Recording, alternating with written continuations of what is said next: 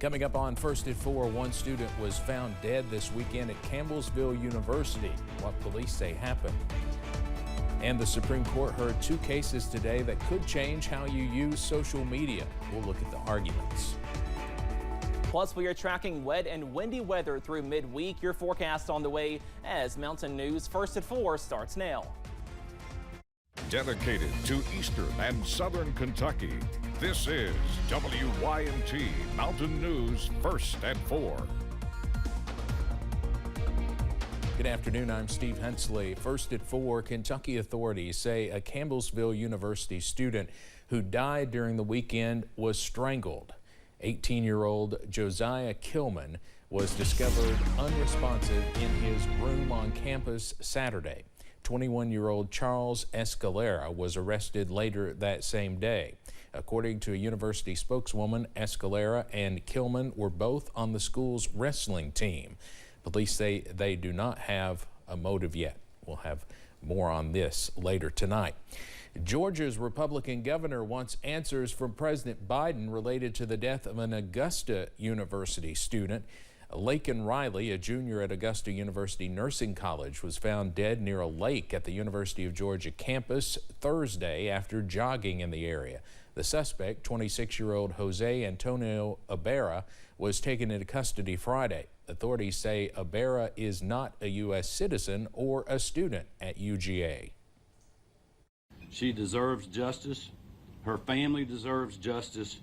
And we need justice on a national level to prevent this type of thing from happening again. Laken's death is a direct result of failed policies on the federal level and an unwillingness by this White House to secure the southern border. On social media, Governor Brian Kemp said that he has written a letter to Biden asking about Ibarra's immigration status. In the same post, Kemp also criticized President Biden's border policies again, saying they have, quote, turned every state into a border state. There's been no response from the White House regarding Kemp's letter. Well, following these high-profile murders, students are on high alert at campuses across the Bluegrass. In Lexington, some UK students say they are being extra cautious, but UK police say they take preventative measures to ensure their safety. Julia Sandor was on campus today.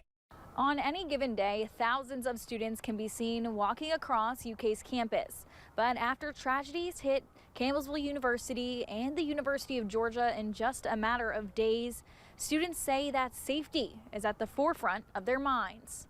It's not fun to live in a world where you may or may not be safe. Some students at the University of Kentucky say they're shocked by the recent violence across the country. Just a little more than 80 miles away, the murder of a college student at Campbellsville University has alarmed many on this campus. It's true, most people, you look around and most people are awesome, they're great. But there's always a few people who just haven't had such a great time or they want to hurt other people. UK Police Chief Joe Monroe says, as always, now is a good time to remind students of safety tips. We've also got access control on buildings, classrooms, classroom buildings, panic buttons in certain areas of campus as well. So we really are leveraging technology to help make our campus safer. Along with their more than 4,100 cameras on campus, he says the Blue Emergency Towers and Live Safe app are valuable tools to keep students safe. Luckily, though, I always think about this, getting into the dorm rooms. There are so many things, you have to scan, swipe, sign in, all of this. That always makes me feel better, at least. And Chief Monroe says with the safety of students being a top priority, they encourage students to take advantage of their campus resources. For now in Lexington, Julia Sandor, WKYT. And for more information on campus safety or to sign up for self-defense classes, you can visit the University of Kentucky Police Department's website.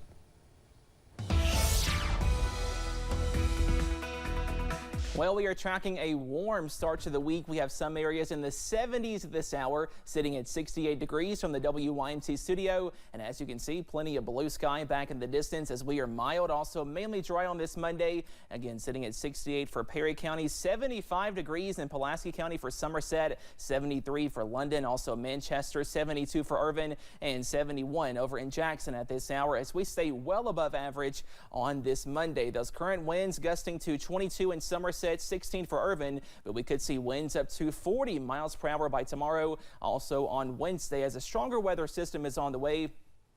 Up on first alert pinpoint Doppler, a few spotty sprinkles in the Big Sandy Valley, but again, most of us are trending drier at this hour. More mainly dry weather also on the way as we go into this evening. But again, we are watching out for some unsettled weather by Tuesday and Wednesday. We could see winds up to 30, possibly 40 miles per hour on Tuesday, Wednesday. A few more rain chances on Tuesday. Not going to rain all day, but some more higher rain chances. Also some more gusty winds on the way for Wednesday, all thanks to a stronger cold front. And after that system passes, we are cold by Thursday. All those details coming up in just a few minutes. Steve? Cameron, thank you. Two conservative-led states took on social media today in arguments before the highest court in the land. At issue, how the First Amendment applies to social media sites. As CBS's Jared Hill reports, the court's decision could impact how millions of Americans interact on these platforms. It's the First Amendment question for the internet age. Can the government force social media companies to carry content they've deemed objectionable? The platforms do not have a First Amendment right to apply their censorship policies in an inconsistent manner and to censor and deplatform certain users. Monday, the Supreme Court heard arguments in two cases from Florida and Texas, saying states should have a say in the matter. It would require these social media platforms that are creating the compilation of third-party speech to fundamentally alter their product that they're offering. We think that's an infringement of speech, and the court should say so. The Republican-led states passed their laws after Facebook and X, Twitter at the time, banned former President Donald Trump following the January 6th attack on the Capitol, concerned his posts would incite more violence. Social media sites argue they're more like newspapers and should be able to make editorial judgments.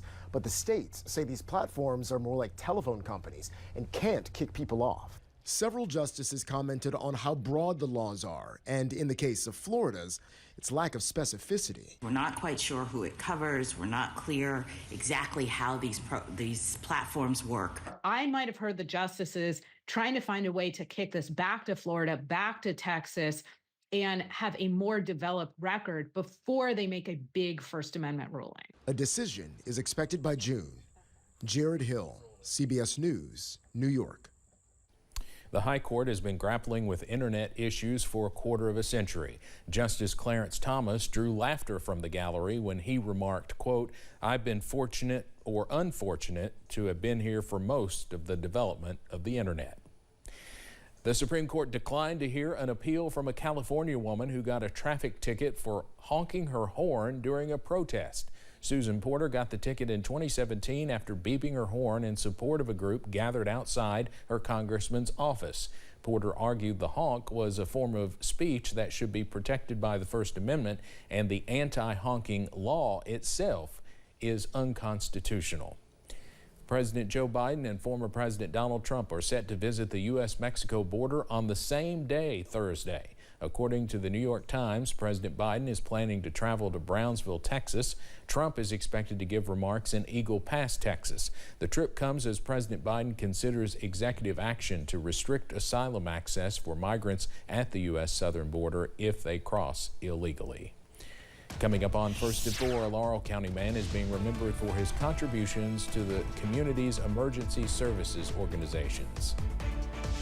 Plus, a strong weather system is on the way by Wednesday. Those details after this break.